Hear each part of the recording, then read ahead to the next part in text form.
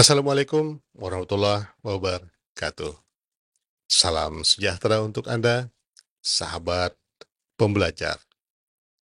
Pada video kali ini, saya akan menyampaikan tentang sesi belajar pengembangan diri. Kita akan membahas tentang kesadaran diri dalam memahami diri sendiri, self-awareness, ataupun kesadaran diri dalam memahami diri sendiri.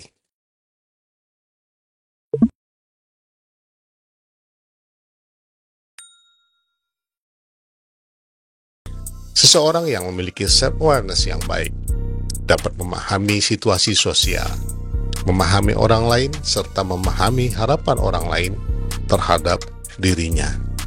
Jadi, kita akan lebih mudah untuk bisa merefleksikan diri, menggali pengalaman, mengamati, dan juga mengendalikan emosi. Kesadaran diri adalah salah satu pondasi untuk sebagian besar unsur kesadaran emosional.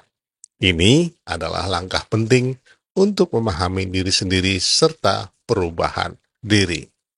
Self-awareness merupakan salah satu ciri yang cukup unik dan mendasar pada diri manusia, di mana hal itulah yang nantinya akan membedakan antara individu yang satu dengan individu yang lain.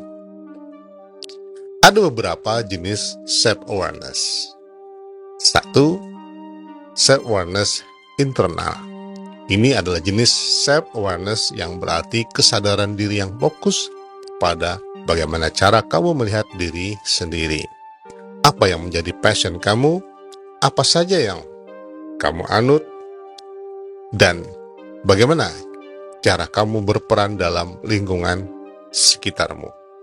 Dengan memiliki kesadaran internal semacam itu, kamu akan mendapatkan hidup yang lebih bahagia, kepuasan terhadap hal-hal yang kamu juga lebih mudah tercapai. Selain itu, dengan memiliki self-awareness internal yang tinggi akan membuat stres dan kegelisahan yang kamu rasakan lebih terkontrol. Self-awareness eksternal. Jenis kesadaran ini adalah kebalikan dari self-awareness internal, di mana ketika kamu memiliki kesadaran diri sejenis ini, maka kamu akan lebih bisa memahami bagaimana orang lain memandang dirimu.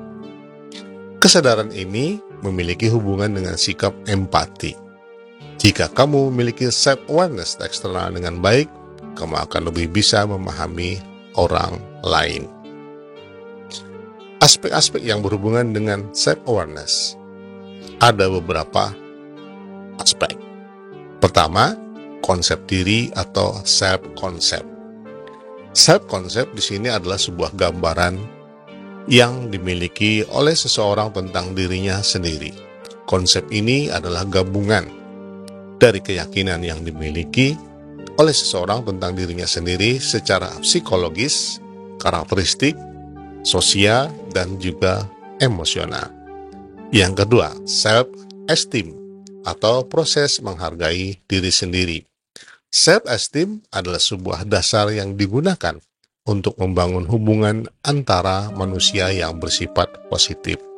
Selain itu, proses menghargai diri sendiri juga didukung oleh kreativitas, proses belajar, dan rasa tanggung jawab terhadap diri sendiri. Harga diri adalah sebuah lem kuat yang melekatkan kepribadian seseorang menjadi satu struktur yang utuh, positif, dan efektif. Di setiap tahapan atau proses hidup seseorang, harga diri adalah salah satu faktor penentu yang bisa menentukan tingkat kemampuan seseorang, serta bisa membantunya dalam mengelola kemampuan tersebut. Yang ketiga, multiple selves atau identitas individu yang berbeda-beda. Multiple selves terjadi ketika seseorang melakukan suatu aktivitas, hubungan sosial, ataupun suatu kepentingan. Jika seseorang tersebut terlibat dalam suatu hubungan yang bersifat interpersonal, maka mereka akan mempunyai dua konsep diri. Pertama adalah persepsi tentang diri sendiri dan persepsi terhadap orang lain. Yang kedua adalah identitas berbeda yang bisa dilihat dari cara seseorang memandang atau menilai dirinya sendiri. Yaitu ketiga bagian dari konsep diri ini memperlihatkan siapa sebenarnya individu tersebut, dan sisi yang lain memperlihatkan idealisasi diri. Identitas tersebut juga disebut sebagai kesadaran diri secara pribadi dan publik. Menurut Goleman, ada 3 kecakapan kesadaran diri. Pertama, kemampuan mengenali emosi. Kemampuan ini merupakan salah satu aspek dari self-awareness. Seseorang yang memiliki kecakapan akan lebih mudah mengetahui makna dari emosi yang sedang mereka rasakan. Mereka juga tahu penyebab emosi tersebut muncul dan menyadari hubungan antara emosi yang sedang dirasakan dengan apa yang dipikirkan. Seseorang yang memiliki kemampuan ini juga bisa mengetahui pengaruh emosi terhadap kinerja atau semangat dirinya. Mereka juga memiliki kesadaran yang bisa dijadikan pedoman untuk nilai dan juga tujuan hidup mereka sendiri. Yang kedua, kemampuan pengakuan diri. Kemampuan pengakuan terhadap diri sendiri yang akurat meliputi pengetahuan terhadap sumber daya batiniah atau perasaan, keterbatasan diri, dan kemampuan diri. Seseorang yang memiliki kecakapan ini menyadari bahwa mereka mempunyai kelemahan serta kekuatan. Selain itu, mereka juga akan menyediakan waktu khusus untuk introspeksi diri atau belajar dari pengalaman dan menerima kritik ataupun perspektif baru. Kemudian, mereka juga memiliki kemampuan yang kuat untuk selalu belajar serta mengembangkan diri. Tak hanya itu, seseorang dengan kemampuan ini akan menunjukkan rasa humor dan bersedia menilai diri sendiri dari berbagai perspektif. Yang ketiga, kemampuan mempercayai diri sendiri. Hal ini berarti kita perlu memiliki kepercayaan terhadap diri sendiri, serta kesadaran yang kuat pada harga diri dan kemampuan yang dimiliki. Seseorang yang memiliki kemampuan ini akan lebih berani dan mengungkapkan keyakinan mereka sebagai salah satu cara memperlihatkan eksistensi atau keberadaan dirinya. Mereka juga lebih berani mengutarakan pendapat yang berbeda di depan umum dan mau berkorban untuk sebuah kebenaran. Seseorang dengan kecakapan ini juga mampu membuat keputusan yang sesuai dan tepat meskipun di dalam keadaan atau kondisi yang tidak pasti. Ada beberapa indikator self-awareness. Menurut Goleman, kesadaran diri yang ada di dalam diri seseorang bisa diketahui atau dilihat melalui beberapa indikator. Pertama, mengenali atau memahami perasaan serta perilaku diri sendiri. Seseorang akan mampu mengenali perasaan yang sedang mereka rasakan, perilaku yang mereka lakukan, mengapa perasaan tersebut muncul, dan apa dampaknya terhadap orang lain. Yang kedua, mengenali kelebihan dan juga kekurangan diri sendiri. Ini adalah salah satu indikator penting dalam self-awareness, di mana seseorang perlu mengetahui dan mengenali kekurangan serta kelebihan yang mereka miliki. Yang ketiga, memiliki sikap mandiri.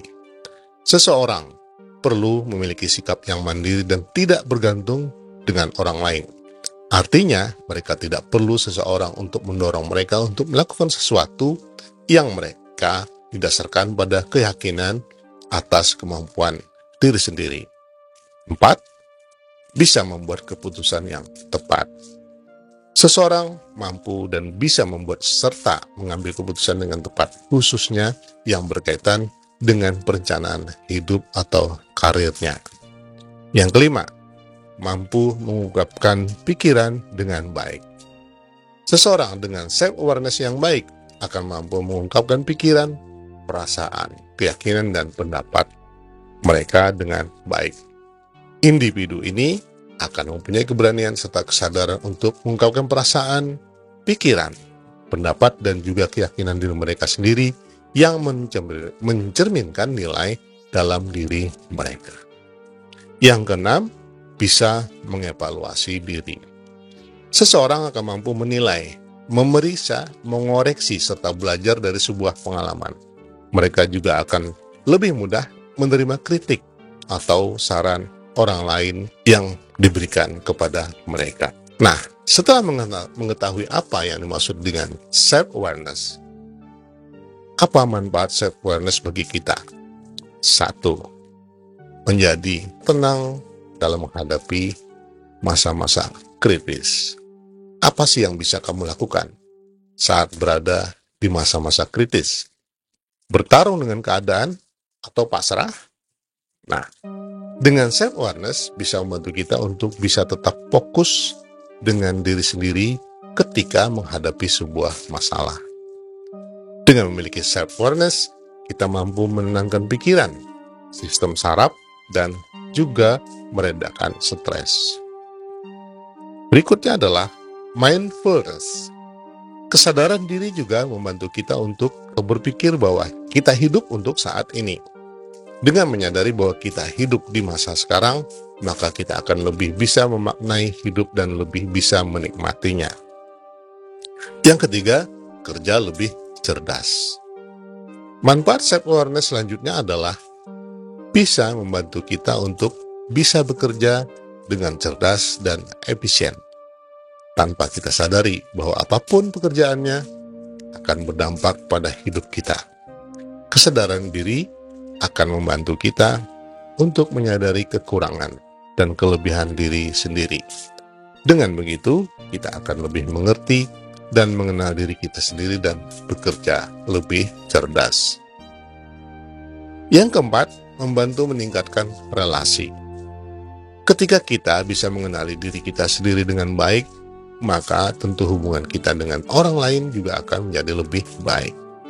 Tak hanya itu, kita juga bisa menjalin sebuah hubungan dengan seseorang yang mempunyai nilai yang sama dan juga membuat batasan emosional dengan orang lain yang ada di sekitar kita. Yang kelima, menjaga kesehatan. Mempunyai self-awareness yang baik akan berdampak pada kesehatan diri. Entah itu secara emosional, fisik, mental, dan juga spiritual. Apabila kita tidak memiliki self-awareness, maka kita akan kesulitan dalam menjaga diri dan memahami diri sendiri. Lalu, bagaimana cara membangun self-awareness? Nah, berikut saya sampaikan tips membangun self-awareness. Pertama, lakukan meditasi atau perenungan. Meditasi adalah praktik yang baik untuk meningkatkan kesadaran akan diri sendiri saat demi saat. Sebagian besar bentuk meditasi dimulai dengan memusatkan perhatian, fokus, dan menghargai kesederhanaan. Menghirup udara yang bersih dan menghembuskan napas. Hal ini tentu tidak perlu harus dilakukan secara formal atau ritual. Yang terpenting, adanya refleksi dan introspeksi yang teratur. Berbicara secara pribadi dalam meditasi dapat meningkatkan kesadaran diri yang lebih besar. Yang kedua, menuliskan rencana dan prioritas utama. Salah satu cara terbaik untuk meningkatkan kesadaran diri adalah dengan menuliskan apa yang ingin dilakukan dan mengevaluasi kemajuannya. Jurnal pribadi ini berfungsi sebagai catatan sejarah yang membantu untuk menilai apakah hasil di masa depan dapat dikaitkan dengan penilaian yang baik atau sekadar hanya keberuntungan. Yang ketiga, tanyakan kepada teman-teman atau orang lain yang dapat dipercaya di sekitar kita. Menanyakan tentang diri sendiri kepada teman yang dipercaya akan memperoleh evaluasi yang rekatif dan objektif. Teman yang baik akan memberikan umpan balik yang dapat dijadikan referensi untuk perbaikan. Agar teman dapat berperan sebagai cermin yang jujur, beritahu mereka bahwa hal ini terkait dengan mencari perspektif yang jujur, kritis, dan objektif. Buatlah mereka atau kolega merasa aman untuk memberikan pandangan yang informal, tetapi langsung dan jujur. Strategi lainnya adalah meminta teman untuk menyaksikan pada saat kita melakukan, misalnya, saya akan bertemu dengan pelanggan, bantu saya jika dalam percakapan ada hal yang tidak berkenan. Yang keempat, memperoleh umpan balik yang reguler. Selain bertanya secara informal dan berkala kepada teman dan keluarga, gunakan proses dan mekanisme formal di tempat kerja. Misalnya, biasanya ada hasil evaluasi teman sejawat di tempat kerja. Dengan adanya bahan umpan balik tersebut, dapat digunakan untuk mulai memperbaiki diri sendiri. Namun, tidak perlu memaksakan diri untuk disukai orang lain, karena kondisi ini akan menjadi berbeda dari tujuan semula. Yang kelima, menjadi pendengar yang baik. Bersikap terbuka pada orang lain dan menjadi pendengar yang baik dapat membantu untuk belajar memahami orang lain.